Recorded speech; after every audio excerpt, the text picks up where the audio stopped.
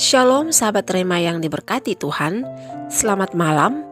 Puji Tuhan karena kasih dan perkenanan Tuhan, malam ini kita dipertemukan dalam renungan malam Rema untuk bersama merenungkan kebenaran firman Tuhan.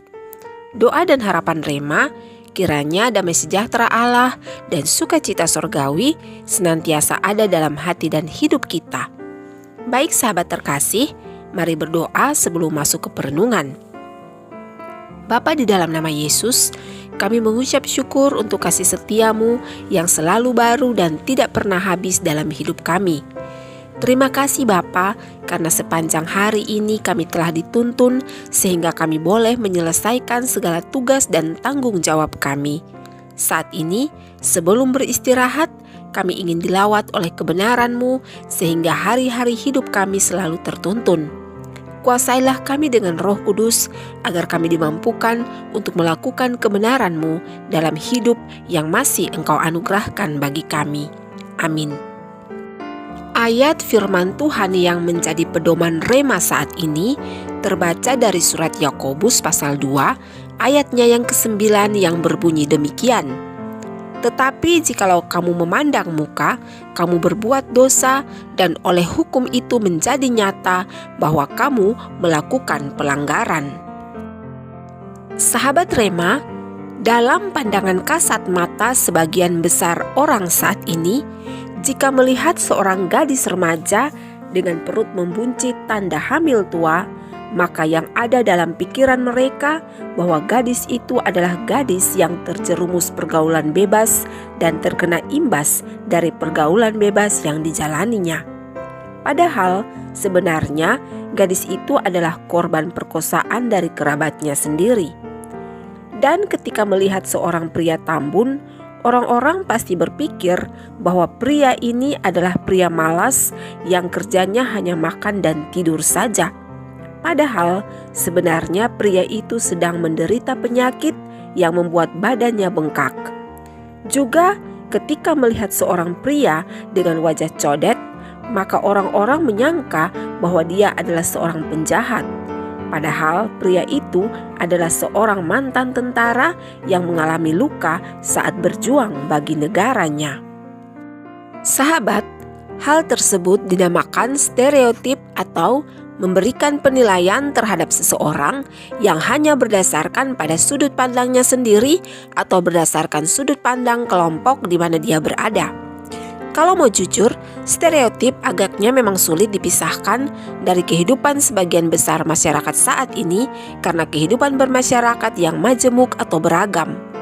Pada umumnya dan pada kenyataannya, stereotip lebih terpaku pada hal-hal lahiriah atau yang terlihat secara kasat mata saja tanpa adanya pendekatan pribadi, sehingga melalui prasangka yang ada dapat membuat seseorang jatuh ke dalam dosa.